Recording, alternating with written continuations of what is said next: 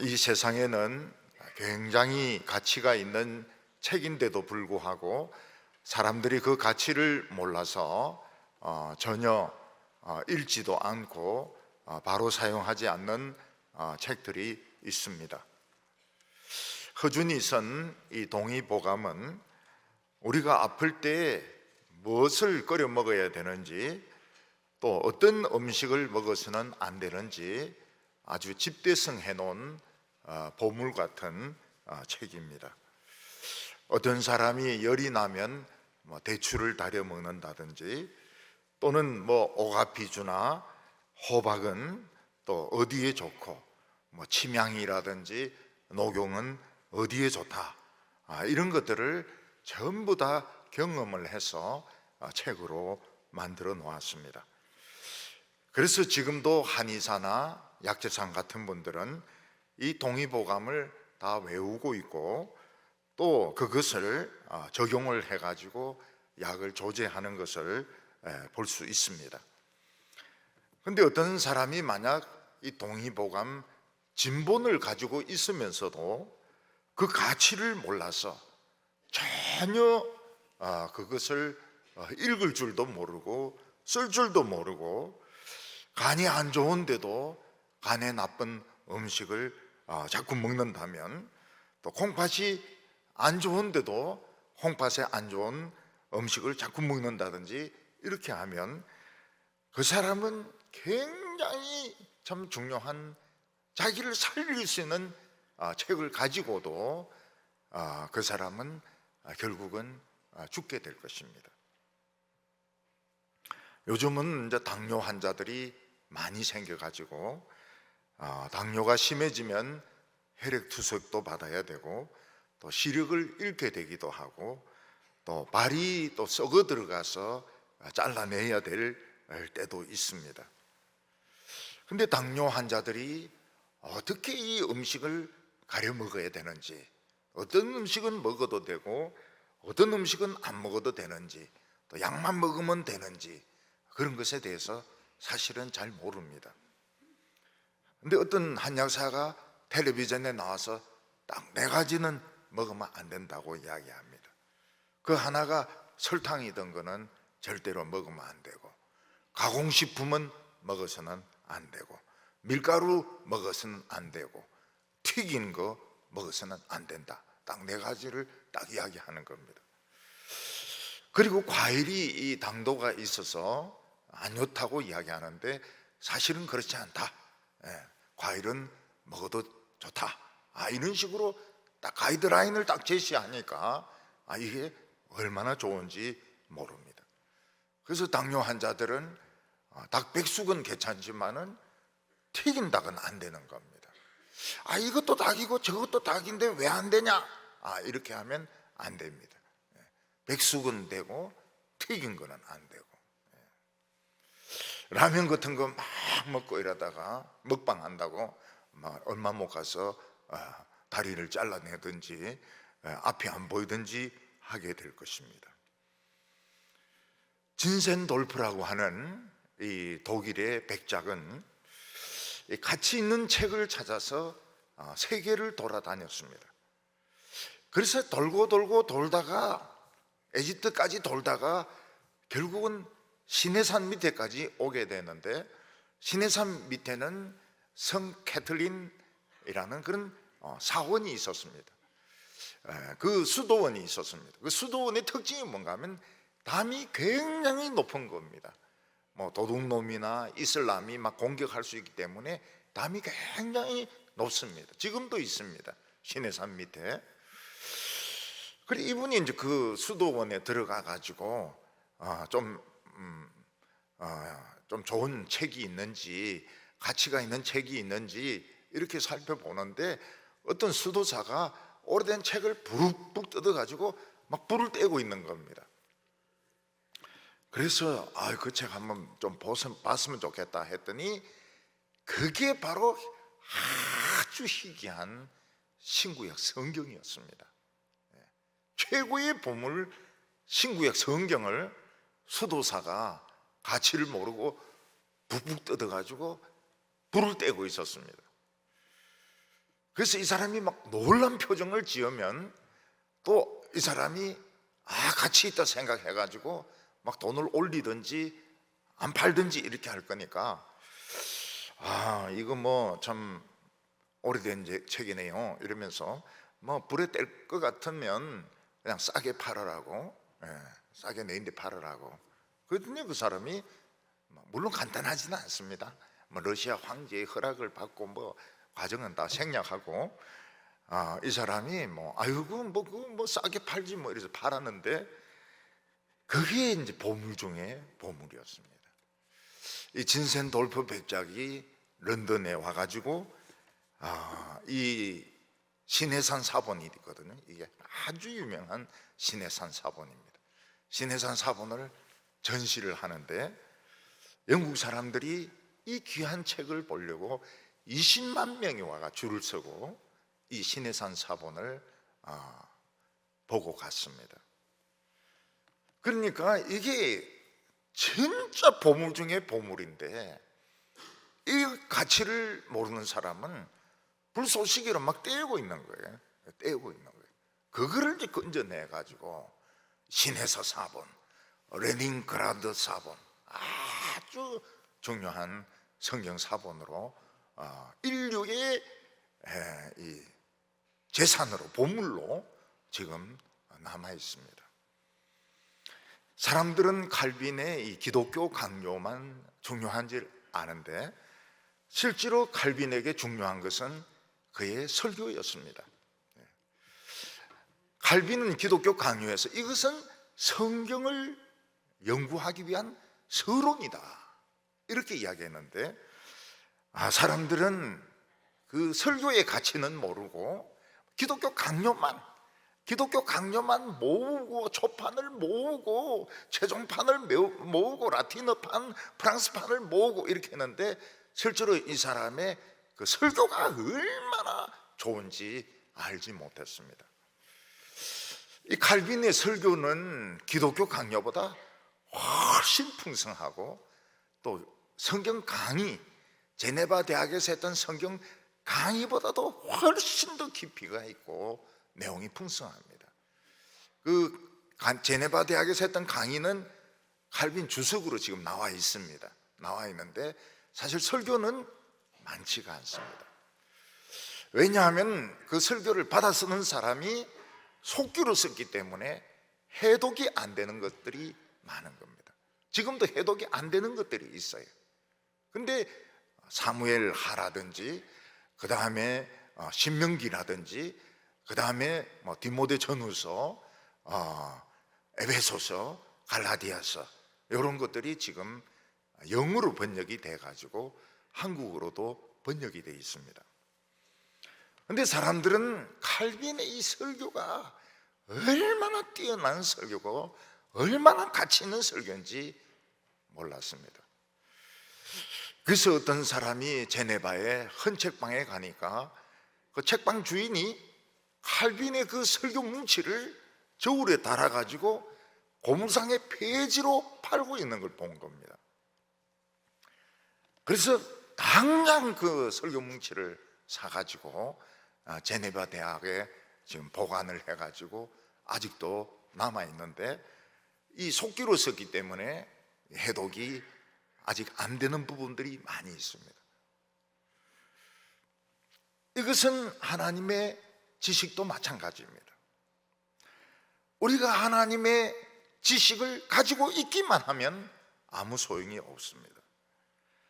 우리는 이 하나님의 지식을 읽을 수 있어야 되고 들을 수 있어야 되고 이것을 실생활에 적용을 해야 됩니다.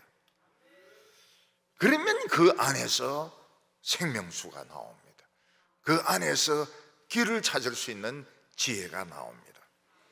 근데 아무리 하나님의 지식을 가지고 있어도 이걸 가치를 모르면 결국 언젠가는 쓰레기통에 버리게 되고 이사하면서 쓰레기통에 버리게 되고 나중에는 불쏘시개로 써버리는 것입니다. 오늘 첫 번째는 우리는 하나님의 지식의 가치를 알아야 된다 하는 것입니다. 우리가 하나님의 말씀을 가지고 이 세상을 살아야 끝까지 아름다운 삶, 축복의 삶을 살 수 있는데, 그렇게 하려면 이 말씀의 가치를 알아야 됩니다.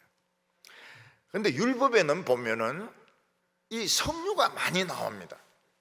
제사장의 옷도 보면 맨 옷 밑에 깃단에 석류하고 황금종이 번갈아 가면서 이렇게 붙어 있고, 그리고 성전 안에도 보면 이 석류를 많이 달아놨습니다. 이 석류가 뭐냐? 이 랍비들은 이거를 하나님의 말씀이라고 그들은 생각을 했습니다. 석류는 겉으로 보면 우들우들하게 생겼고 퍼렇고 그냥 보통 열매보다도 맛이 없을 것 같습니다. 그런데 이 석류를 잘라보면 안에 어떻습니까? 안에 빨간 보석들이 꽉 차 있고, 또 그것을 한번 먹으면 어떻습니까? 아주 새콤하고 달콤한 그런 맛이 납니다. 겉으로 보는 거하고 이것을 잘라가지고 보는 거하고 먹는 거하고는 엄청난 차이가 있는 것입니다. 특히 여성들이 석류액을 먹으면 굉장히 이뻐진다고 그래요. 젊어지고 이뻐진다고. 우리 교인들은 이거 안 먹어도 젊고 이쁩니다.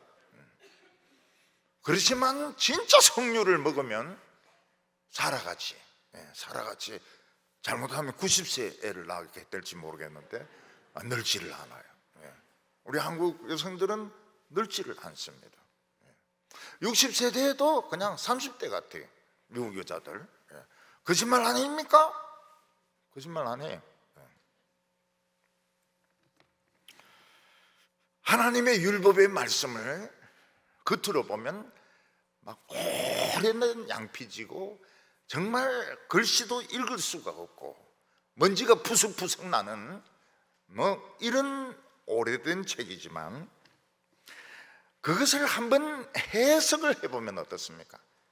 그 안에 루비 같은 빨간 열매들이 꽉 차 있습니다. 그리고 그것을 먹으면 어떻습니까? 새콤하고 달콤하고 너무너무 맛있는, 아름다운 여성은 더 아름답게 하고 못생긴 여성도 아름답게 만드는 이런 보물이 이 석류 안에 꽉 들어있는 것입니다. 예를 들어서 어떤 사람이 병에 들어서 죽어가고 있는데 그 사람을 살릴 수 있는 그런 약재를 안다면 보물이죠. 폐결핵에 걸려서 죽어가는 사람에게 특효약이 무엇입니까? 12년 된 도라지입니다. 도라지. 12년 된 도라지를 먹으니까 살더라는 겁니다. 근데 도라지를 키우는데 어려운 점이 무엇입니까? 도라지는 12년을 한 장소에서 키울 수가 없습니다. 뿌리가 썩어버리기 때문에. 그래서 3년이 되면 옮겨줘야 됩니다. 이 기술을 발견한 것이 대단한 것이죠. 그러니까 지금 12년 된 도라지가 나오고 이런 것들은 다 실습을 해본 겁니다. 3년 되니까 뿌리가 다 썩어버려요. 비료를 줘도 안 됩니다. 비료 줘도 또 썩어버려요. 그래서 이렇게 해보고 저렇게 해보고 하다가 이게 3년이 되면은 뿌리를 옮겨줘야 되는구나. 그러니까 이제 12년 동안 이 도라지가 자라는데, 이건 뭐 인삼하고도 비교가 안 될 정도로 이 폐결핵에 굉장한 도움이 된다.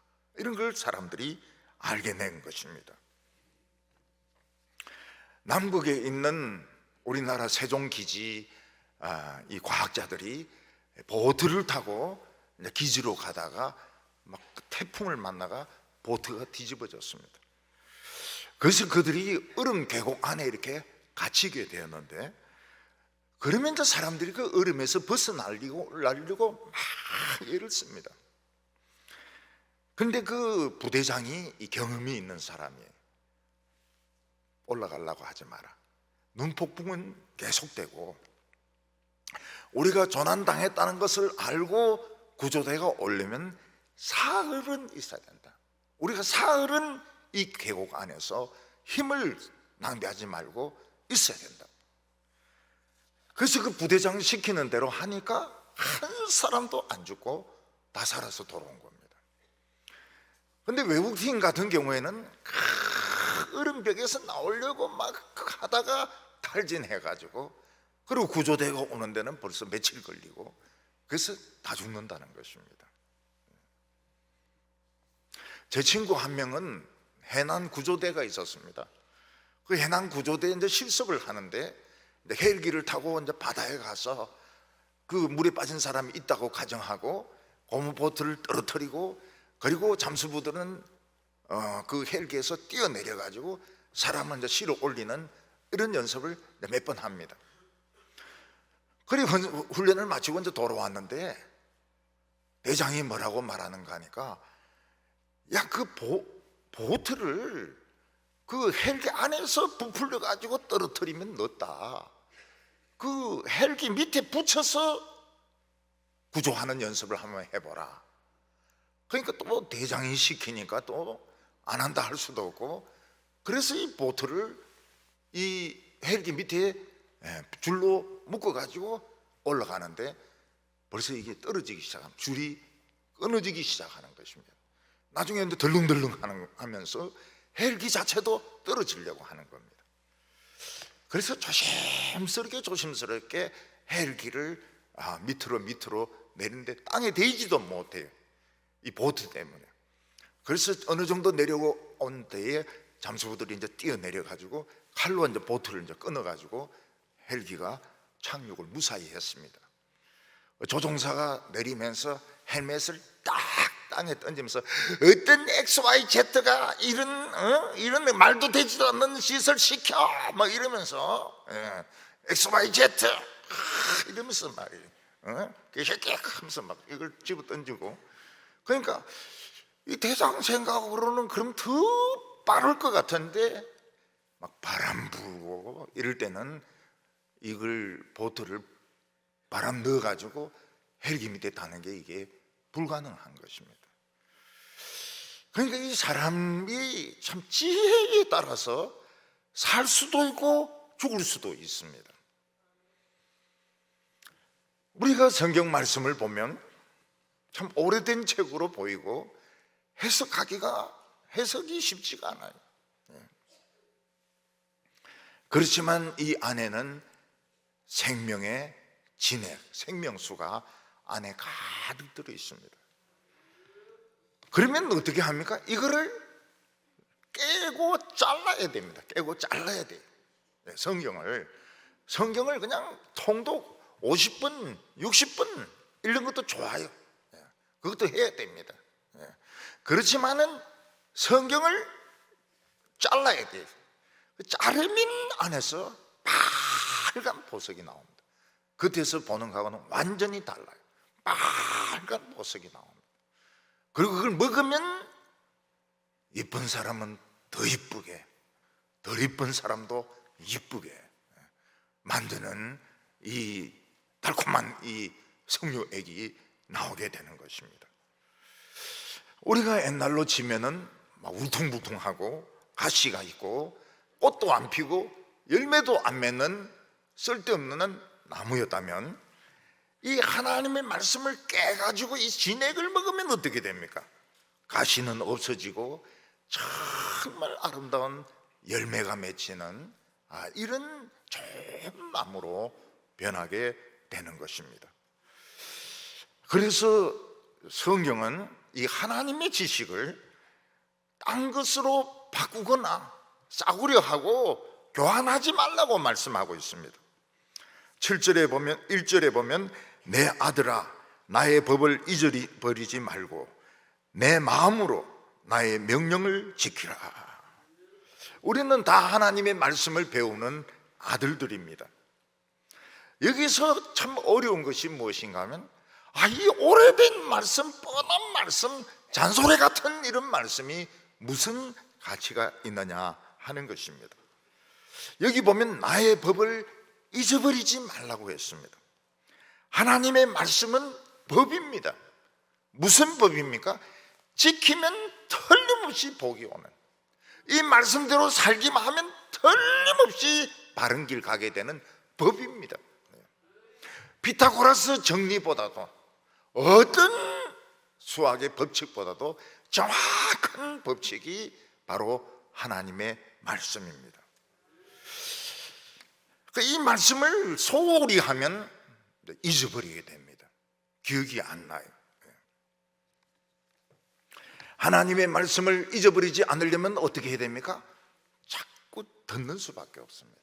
자꾸 듣고 메모를 해놓고, 메모를 하고 다시 보고, 이게 기억을 하는 방법입니다. 사람이 아무리 머리가 좋아도 책을 그냥 한번 보고 다 외우는 사람은 없습니다. 또 성경은 그렇게 한다고 해서 알아지는 것도 아닙니다. 우리가 보통 때 하나님의 말씀을 보면 아무것도 아닌 것 같은데, 이걸 해석을 해보면 색깔이 완전히 달라집니다.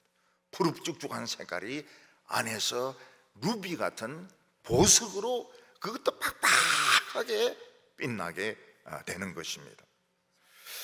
그래서 우리는 이 말씀을 많이 이렇게 메모리를 하고 있어야 됩니다.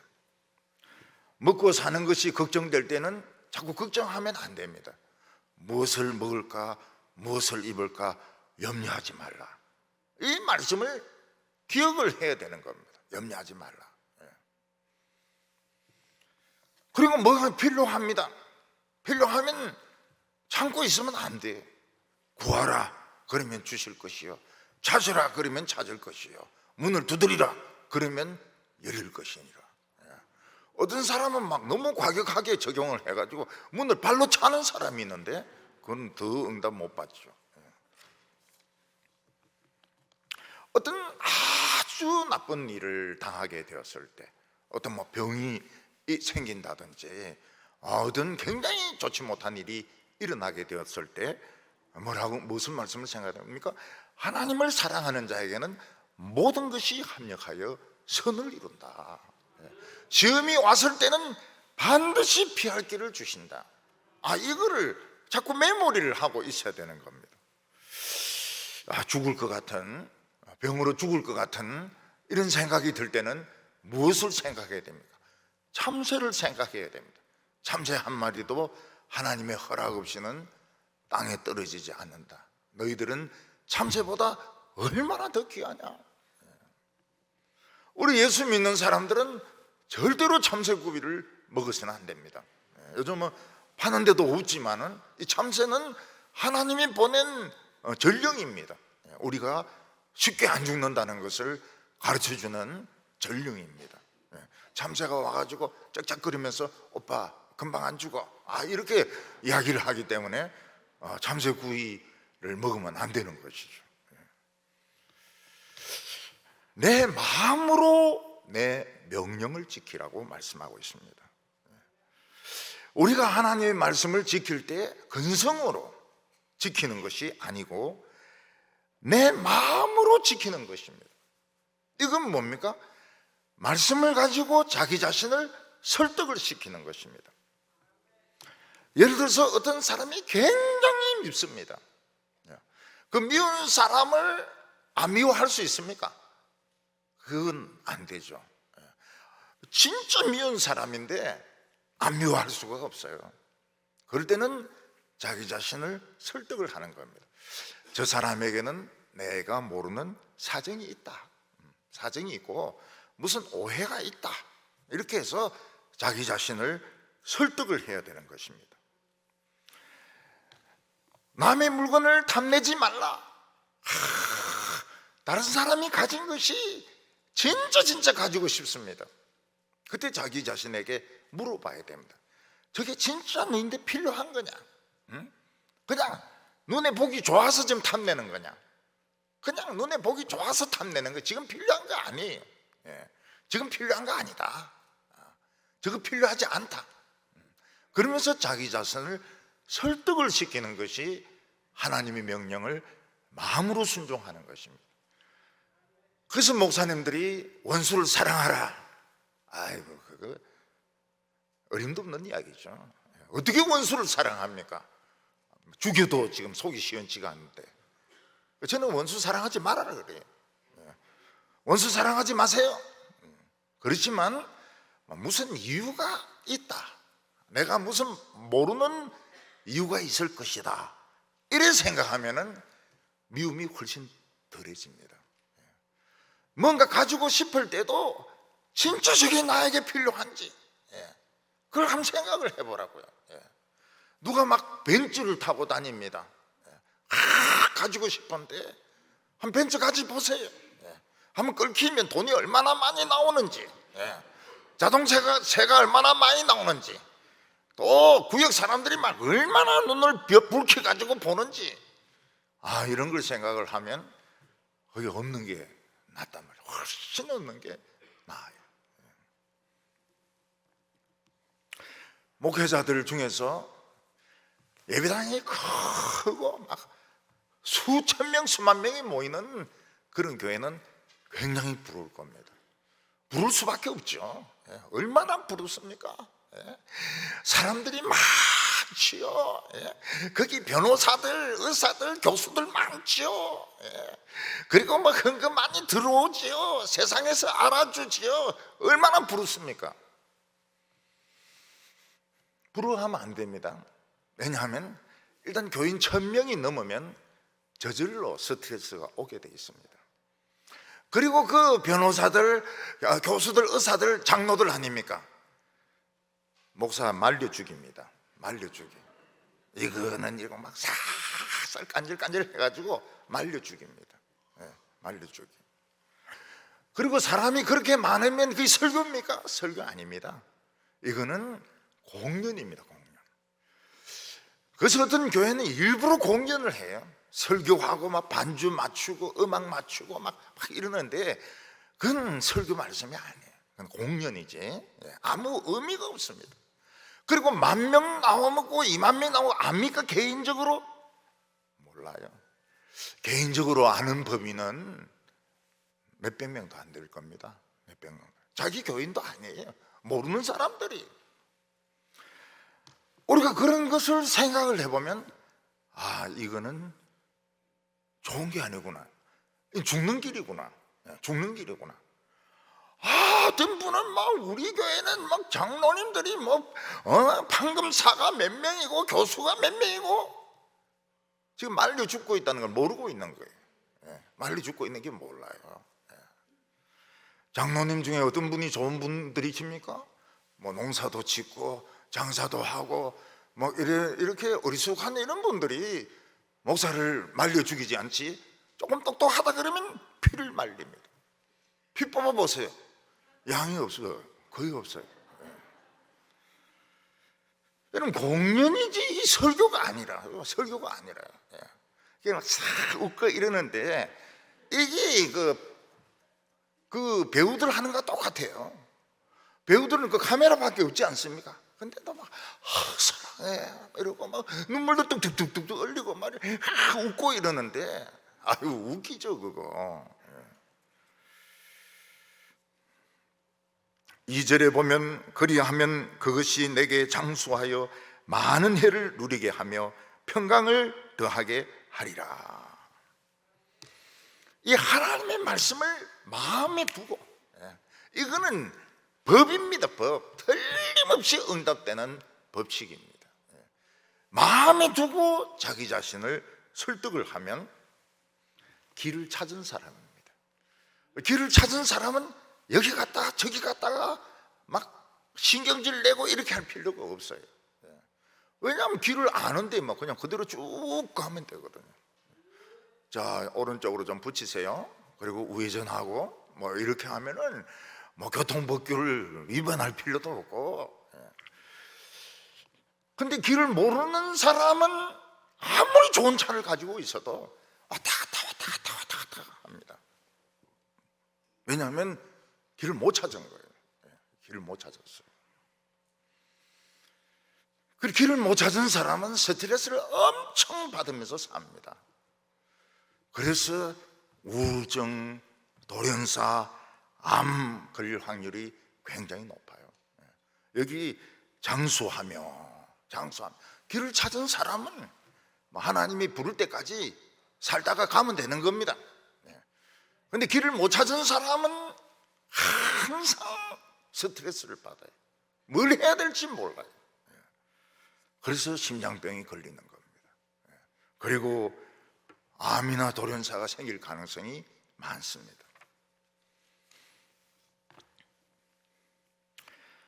젊었을 때부터 하나님 말씀을 배워서 살아가는 사람은 어떻습니까?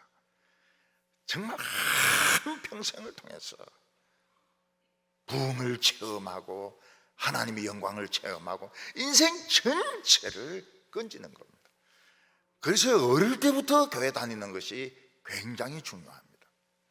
3절에 인자와 진리가 내게서 떠나지 말게 하고 그것을 내 목에 매며 내 마음판에 새겨라. 인자는 신실한 것입니다. 하나님의 백성들은 신실해야 됩니다. 한 입으로 두 마디 말하면 안 됩니다. 이 말 했다가 저 말 하면 안 됩니다. 한 번 말하면 그냥 끝나는 겁니다. 진리라고 하는 것은 진실을 말합니다. 진실과 진실을 목에 매달으라는 겁니다. 요즘 큰 회사에 들어가려면 출입증이 뭡니까? 이 목에 매단 이거 신분증입니다. 이걸 가지고 척 이렇게 긁으면 이제 회사에 들어갈 수가 있습니다. 왜 그렇게 합니까? 요즘은 회사에 비밀이 굉장히 많아요. 그래서 어떤 사람들은 퇴직하면서 비밀을 빼내와 가지고 경쟁업체에 넘겨버립니다. 아주 그거는 간첩행위죠. 우리는 출입증이 뭡니까? 신실과 진실입니다. 아주 성실하고 맡은 일에 대해서는 성실하고 그리고 진실하고 이게 출입증이에요. 이걸 가지고 하나님 앞에 가면 출입증을 그냥 긁으면 되는 겁니다. 그리고 마음판에 새기라고 했습니다. 마음판에 새기라고. 조폭들은 옷을 벗으면 뭐가 나옵니까? 용이나 호랑이, 문신이 나옵니다. 우리 예수 믿는 사람들은 옷을 벗으면 뭐가 나옵니까? 바로 인자와 진리가 딱 새겨져 있어야 되는 겁니다. 오골개를 한번 먹어보면 어떻습니까? 오골개 뼈까지도 까매요. 우리는 뼈까지도 하나님의 말씀이 들어가 있어야 됩니다. 이 뼈까지도 이 성경 말씀이네. 4절에 그리하면 내가 하나님과 사람 앞에 은총과 존귀함을 받으리라. 이 출입증을 메고 있으면 세상에서도 사람들이 좋아합니다. 그런 사람이 어디 있습니까? 그리고 하나님은 정말 좋아서 은총을 내려주십니다. 그 사람은 벌써 풍기는 이미지가 달라요. 풍기는 이미지가 간사하거나 참 변덕스럽거나 예측 못할 그런 이미지가 아니고 굉장히 존귀한 왕자 같은 귀족적인 이런 이미지를 풍기기 때문에 사람들이 다 좋아합니다. 그래서 중요한 것이 무엇인가 하면 이 하나님의 말씀의 가치를 알아야 된다는 겁니다. 성경을 그냥 겉으로 보고 판단하면 안 됩니다. 이거를 해석을 해보면 안에 빨간색이 있습니다. 그 즙은 진짜 맛있는 시큼하고 달콤한 그 석류액이 안에 들어있는 것입니다. 그걸 이제 먹으면은 젊어져요. 그리고 나무가 변하게 됩니다. 오늘 두 번째는 내 생각과 하나님의 생각 사이에 갈등을 말하고 있습니다. 우리는 이 세상에서 참 하나님의 말씀을 대로 살면 좋겠지만은 우린 전부 자기 주장이 있습니다. 그리고 이 세상에서 정말 성공하고 싶고 돈 벌고 싶고 이런 유혹이 이 욕심이 다 있습니다. 성경 말씀 배운다 해서 누가 알아주는 것도 아니고 좋은 학교에 입학하는 것도 아니고 뭐 좋은 회사에서 뭐 임원이 되는 것도 아니고 차라리 예수 안 믿는 사람이 더 성공하는 거예요. 돈도 많이 벌고. 그리고 막 예수 안 믿는 사람들 딴 종교를 가지고 우상 숭배하고 이런 사람들이 더 건강하고 더 잘 살고. 이제 그때 그 예수 믿는 사람들이 헷갈리는 겁니다. 예수 믿어도 어려움이 오고 예수 안 믿어도 어려움이 오고, 예수 안 믿는 사람이 더 잘 되고 더 성공하고 공부도 더 잘하고, 그럴 바에야 차라리 내가 하나님의 말씀보다는 내 머리를 믿고 한번 그냥 세상으로 뛰쳐나가서 내 실력을 한번 발휘해 봐야 되겠다. 그러면 뭐 성공하든 실패하든 그건 내 책임이니까 내가 후회할 것이 없다는 것입니다. 회당장 야이로는 딸이 지금 막 열병에 걸려서 죽어갑니다. 그는 지금 생각을 합니다. 없는 예수님을 기다릴 것이냐, 아니면 지금이라도 의사를 불러와 가지고 피를 뽑고 애 열을 떨어뜨려야 되는가. 이 야이로는 믿음으로 결단을 했습니다. 의사를 부르지 않고 없는 예수님을 기다렸습니다. 예수님이 왔습니다. 예수님을 모시고 가는데 중간에 종이 뭐라고 말합니까? 아기가 죽었으니까 예수님 데리고 갈 필요가 없습니다. 그때 야이로의 마음이 어땠을까요? 차라리 예수님 기다리지 말고 그냥 의사 데려와가지고 약이라도 한참 먹이고 링크라도 맞게 하고 물수건이라도 주고 이랬으면 덜 섭섭할 텐데, 그냥 예수님 기다린다고 아무것도 안 했거든요. 그 바람에 애가 죽은 거예요. 예수님은 뭐라고 말씀하십니까? 두려워하지 말고 믿기만 하라고. 애 죽었는데 뭘 믿습니까? 믿기는. 애 죽었는데 뭘 믿습니까? 예수님은 죽은 게 끝이 아니라고 말씀하십니다. 우리 청년들 중에서 참 하나님이 내 길을 인도하신다, 그래서 열심히 교회 봉사하고 설교 말씀을 듣고 또 자기 나름대로 막 준비를 하는데 길이 안 열리는 거예요.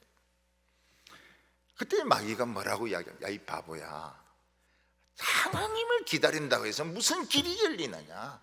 지금이라도 늦지 않다. 지금이라도 삼촌 찾아가고 선배 찾아가서 취직을 부탁하는 것이 훨씬 현실적이다.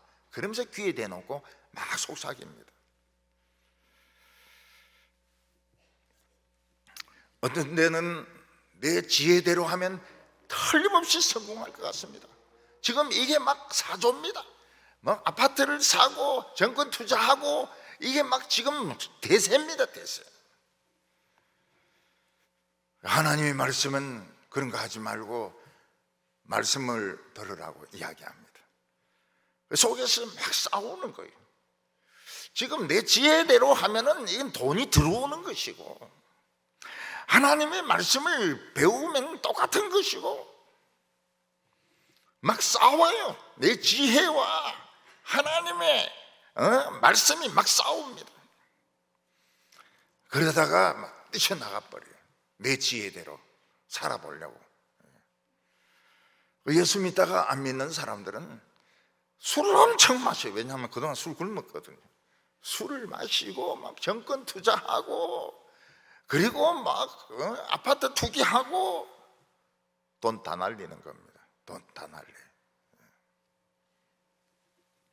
내 판단을 믿어야 됩니까?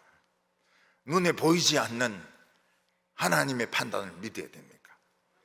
이게 갈등입니다. 굉장한 갈등입니다. 특히 젊은 사람들 보면 좋은 건 세상에 다 있습니다. 교회 오면 막 노인들이 그냥 많아요. 세상으로 나가야 됩니까? 아직 교회 붙어가지고 봉사를 해야 됩니까? 하나님은 내 명철을 의지하지 말라고 했습니다. 내 명철대로 절대 안 된다. 5절에 너는 마음을 다하여 여호와를 신뢰하고 내 명철을 의지하지 말라. 너 자신을 굉장히 똑똑한 것으로 생각하지 말라는 겁니다.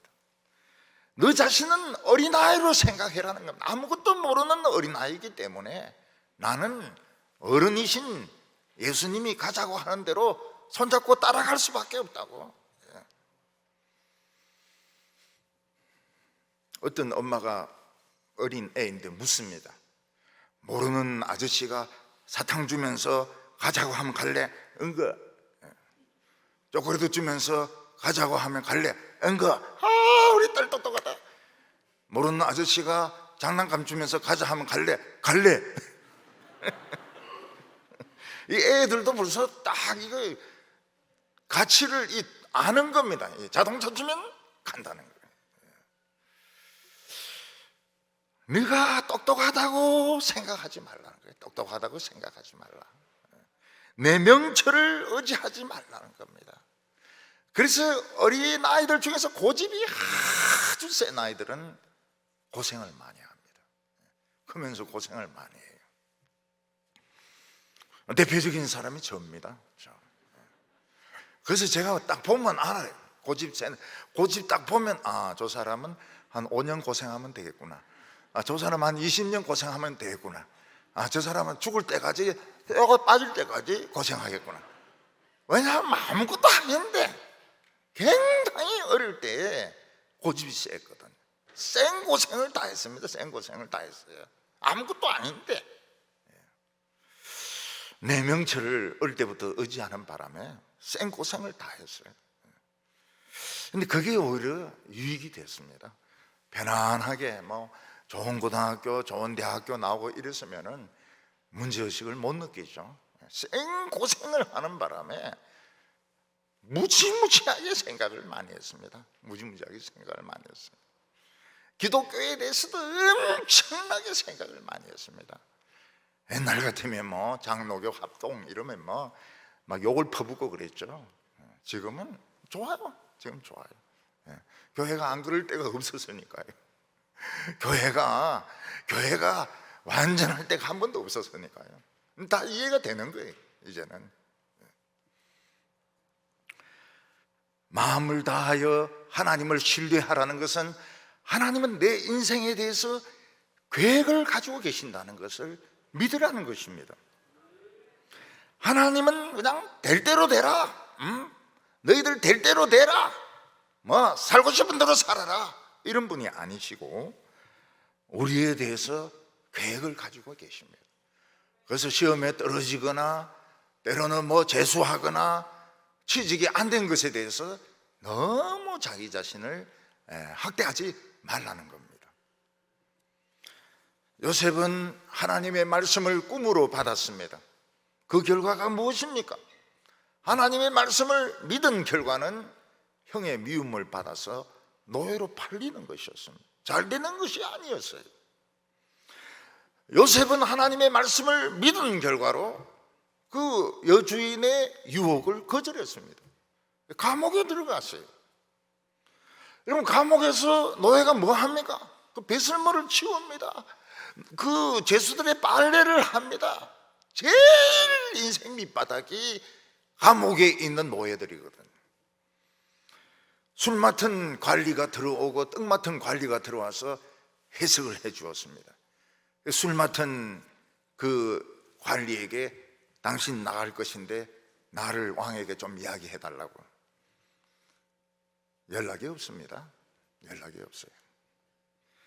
요셉은 하나님의 말씀을 믿었습니다. 노예가 되었습니다. 감옥의 죄수가 되었습니다. 관리를 도와줬는데 아무 연락이 없습니다. 인생 밑바닥이지, 인생 밑바닥. 얼마나 비참합니까? 얼마나 비참합니까? 근데 인생 밑바닥에는 꼭대기로 올라가는 엘리베이터가 있습니다. 엘리베이터. 우리 교인들은 그걸 꼭 생각하시기 바랍니다. 인생 밑바닥에는 꼭대기로 올라가는 엘리베이터가 있다. 중간에는 없어요. 밑바닥까지 내려가야 됩니다. 요셉은 인생 밑바닥에서 엘리베이터를 타고 갑자기 총리가 되었습니다. 그것도 보통 총리가 아니고 굉장히 실력 있는 현실적인 뭐 하버드 이런 출신하고 비교가 되지 않는 그런 유능한 경제총리가 된 것입니다. 그래서 우리는 어떤 사람이 성공했다, 유명하다, 뭐 세상에서 좋은 자리에 있다 이런 거 가지고 빨리 판단할 필요가 없습니다. 밑바닥에 내려가야 엘리베이터가 있어요.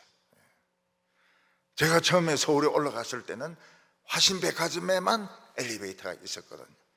그게 올라가서 탁 눌리면 올라가고 탁 눌리면 내려가고, 그러면서 이제 노는 겁니다. 그러다가 어느 날 잘못 눌렸어요. 안 움직이는 겁니다. 그때만 기도가 저절로 나와요. 이거 눌리고 저거 눌리고 막 이러다가 나중에 또 쭉 내려가는 겁니다. 근데 그런 꼬마를 우리 교회에서 봤어요. 요쪽에 올라갔다가 내려왔다가 올라갔다가 내려왔다가 계속 그러는 겁니다. 그래서 불렀어요. 불러가지고, 야, 이제 그만해라, 그만해라.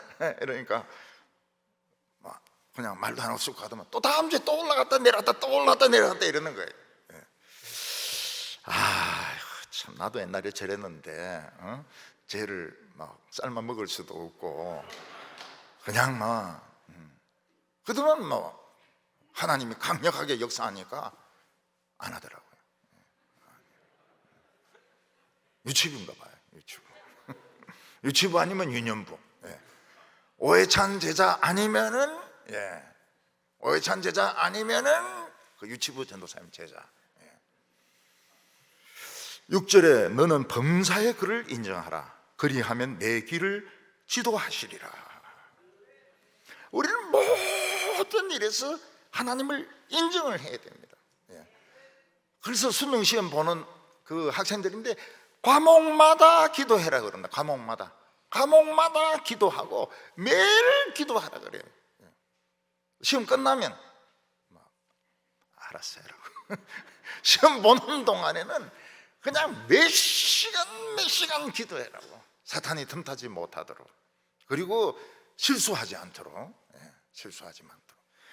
지금은 뭐 대학 다 들어가잖아요. 지금은 막 300만 원씩 주고 스마트폰도 주고 이러면서 오라고 하는데도 안 간다 그러잖아요. 지금 우리 고3들은 뭐 대학 들어갈 걱정할 필요가 없습니다. 그냥 아무데나 원서 내면 그냥 들어가니까요. 그러니까 이 58 개띠들만이 고생을 한다고요. 우리 때부터 사실은 베이비 붐 세대인데 58 개띠 때 그래 많이 나왔던 것 같아요. 또 여자들 그렇게 많이 나왔던 것 같아요. 그러니까 58 개띠들 때문에 그냥 베이비 붐이 불어가지고 그 막 수능 시험 치는데 얼마나 고생을 합니까? 대학 들어가는데 얼마나 고생을 합니까? 그리고 남자들 여자가 많거든요. 58 개띠들이 얼마나 고생을 합니까? 그리고 권사 되는 것도 얼마나 힘듭니까? 근데 지금 이제 권사 돼가지고 58 개띠들이 살아 있습니다. 우리 교회 58 개띠 없으면 큰일 납니다. 똑똑하지요. TCR 잘하지요. 기도시키면 막 잘하지요. 58 개띠들. 지금은 2023년생, 지금 청년들은 막 90 몇 년생. 야, 이 90 몇 년생도 이거 인간일까? 이런. 너무 어려요. 그러니까 매사에 기업에서 그거 하러 가기 전에 뭐 어떤 입찰하기 전에 기도해라고. 그러면 다른 사람들이 비가 막 오고 이래 안 와요. 혼자 단독 입찰이 되고요. 또 승진할 때도 뭐 다 백이 있지 않습니까? 전부 뭐 부장백, 뭐 상무백 막 이런데 기도하면은 또 되기도 하고요. 그래서 저는 이 교회 계획이 완벽한 거는 안 쳐다봅니다. 왜냐하면 거기는 성령님이 개입할 여지가 없어요. 너무 완벽하게 계획을 세우면 저는 안 봅니다. 안 보고 배드 플랜, 나쁜 계획이라고 이야기합니다. 제 계획을 세우는 것은 보면 항상 음성합니다. 줄거리만 있고, 그리고 막 텀이 막 너무 많아요. 그래서 사람들이 우습게 알고 조롱합니다. 이게 무슨 플랜이냐고, 응? 이게 무슨 플랜이냐고. 그래서 난 이거 안 한다고 하는 사람도 있고요. 근데 시간이 지나면 어떻습니까? 점점 성령이 채워지기 시작합니다. 그 빈칸은. 나중에는 성령이 막 충만합니다. 충만해가지고 막 강하게 막 역사하는데 전부 놀래버리죠. 놀래버려요. 저도 제 인생에 대해서 자세한 플랜을 안 세웁니다. 왜냐하면 그대로 돼본 적도 없어요. 돼본 적도 없고, 그런 플랜을 세워봐야 시험 안 들 때가 없고, 그냥 대충 방향만 가지고 성령님이 이끌어 가시도록. 근데 나이가 들니까 자꾸 뭘 더 구체적으로 막 하려고 막 이러는데, 그 좋은 계획 아니에요. 좋은 계획이 아니에요. 성령님이 언제든지 개입하셔가지고, 하나님이 언제든지 내 인생에 개입을 하셔가지고 바꾸실 거는 바꾸시고, 축복하실 거는 축복하시고, 이게 좋은 플랜입니다. 좋은 플랜. 그래서 대통령도 보면은 막 빡빡하게 해가지고 이 보고서 올리는 거는 읽지도 않습니다. 읽지도 않아요. 그냥 몇 자 딱딱 적어가지고 이런 식으로 하겠다 이러면 딱 이해를 해가지고. 왜냐면 대통령 중에서 머리 좋은 사람은 없거든요. 전부 돌대가리 느리거든요. 그러니까 몇 자 딱 적어가지고 이런 식으로 해나가겠다 이러면 굉장히 기뻐하면서 사인을 막 김대중 탁 이렇게 해준다고. 제가 동부교회에 있으면서 이 연하장을 받은 그 대통령은 전부 자빨 목사님, 자빨 대통령들이에요. 김대중, 그 다음에 저 뭡니까 그 자살한 부흥의 바위 거기, 그 다음에 그 문재인, 김영삼은 안 보내. 김영삼은 안 보내. 그 다음에 그 이명 그 안 보내. 이제 이분이 한번 지켜보려고 그래요. 술쟁이, 이 술 많이 마시는 거 이거, 그 냄새 맡아보려고. 술 마시고 사인했는가 안 했는가 맡아보려고. 그 동부교회 연합장에 오면 반드시 뭘 생각해야 됩니까? 동화사에도 간다. 이걸 기억을 해야 됩니다. 동화사, 동부교회 라이벌, 이렇게 생각하는 거예요. 동동주. 7절에 스스로 지혜롭게 여기지 말지어다. 여호와를 경외하며 악을 떠날지어다. 자기가 굉장히 지혜롭다고 생각하는 사람이 있습니다. 그걸 뭐라고 그럽니까? 자기 도취에 빠졌다.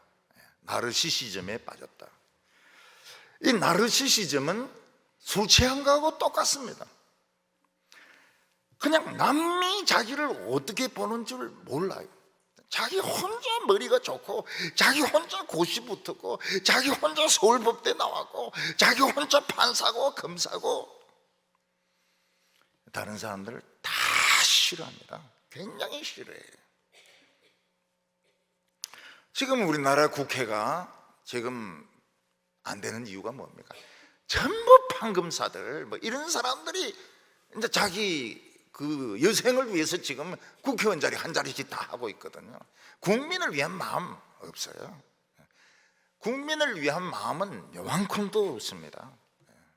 텔레비 카메라 딱 비출 때 막 욕을 하고 이러다가 카메라만 가면 입 딱 다물어 버립니다. 아무 관심 없어요. 판사하고 검사하고 그 다음에 높은 장관 출신이고, 이제 그걸 이제 그 다음 연장해가지고 해먹는 거예요. 똑같아요. 좌나 우나 여나 야나 똑같아요. 가지고 있는 사고방식은 똑같아요. 국민 생각 요만큼도 없습니다. 그러니까 남이 자기를 어떻게 보는지 이 생각이 없어요. 자기 도취에 빠져가지고. 어떤 검사가 있었는데 대학 다니는 중에 고시를 패스했습니다. 그리고 대통령의 최측근이 됐는데 그 사람이 오케이 안 하면 절대로 그게 안 돼요. 발령이 안 나요. 발령이 안 나요. 대학 총장들 발령이 안 나요. 사람들이 얼마나 자기를 미워하고 있는지 모르는 겁니다. 자기는 똑똑하니까요. 결국 정권이 바뀌니까 감옥에 들어갑니다. 최고 높은 자리에 있다가 감옥에 들어가면 기분이 어떻겠습니까? 참 말로 표현할 수 없죠. 감옥은 냄새를 참을 수가 없습니다. 재래식 화장실. 여름에는 또 이게 좀 열이 데펴지니까 이 파전처럼 이게 좀 부풀지 않습니까? 견디지 못하죠. 스스로 지혜롭게 생각하는 사람은 술 취한 사람과 똑같아요. 아이고 저 인간은 나르시시즘에 빠졌구나. 남이 자기를 어떻게 보는지 전혀 모르는구나. 여호와를 경외하며 악에서 떠나라. 하나님은 내 모든 것을 보고 내 모든 것을 알고 계신다. 결단을 내리라는 겁니다. 결단을 내리라. 죄 지을 때 어떻습니까? 사람은 자포자기를 합니다. 몰라서 죄 짓는 거 아닙니다. 죄는 너무너무 짓고 싶고 죄는 지으면 안 되겠고 안에서 막 싸우다가 아이고 모르겠다 될 대로 되라 하고 죄를 탁 짓거든요. 그러면 이제 미끼에 딱 걸리는 겁니다. 사탄의 미끼에 걸려가지고 땡기는 대로 오게 되어 있습니다. 오늘 세 번째로는 성경은 하나님의 양약이라는 것입니다. 요즘 병원이나 약국에서는 좋은 약들이 엄청나게 지금 나와 있습니다. 그래서 어떤 병에 걸렸든지 병명만 확실하면, 병명만 확실하고 너무 늦지만 않으면 100% 다 치료가 됩니다. 양약이라고 하는 것은 몸에 딱 맞는 좋은 약을 말합니다. 그런데도 아직 못 고치는 병들이 있습니다. 류게릭이라든지 파킨슨씨 병이라든지 전신마비라든지 이런 것은 아직 고치지 못하고 있습니다. 그리고 정신관계에 대한 질환은 약들이 너무 많아가 못 찾아요. 너무 많아서 못 찾습니다. 하나님의 말씀이 양약이란 말이 무슨 뜻입니까? 하나님의 말씀을 먹으면 병이 치료가 되는 겁니다. 우울증이 치료가 되고 화병이 치료가 되고 암이 치료가 되고 암이 치료가 되고 눈물로 기도하면 암이 치료가 되고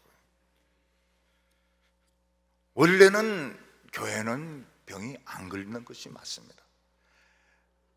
교회 위에 하나님의 이 불말과 불병거 막이 쳐져 있어가지고 95%는 사탄의 공격이 튕겨져 나갑니다. 5%만 들어와요. 5%만. 5%도 기도하고 병원 가면 쉽게 나을 수가 있습니다.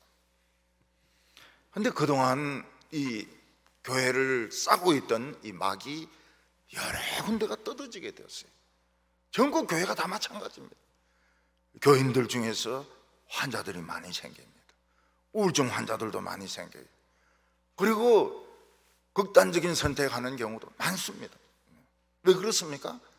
사탄이 이미 새까맣게 들어와가지고 막 덤벼들고 목 조르고 막 바지 꼬리 땡기고 막 머리카락 땡기고 이렇게 하니까 이 믿는 사람들도 세상 사람들하고 똑같이 병에 걸리고 당하는 겁니다.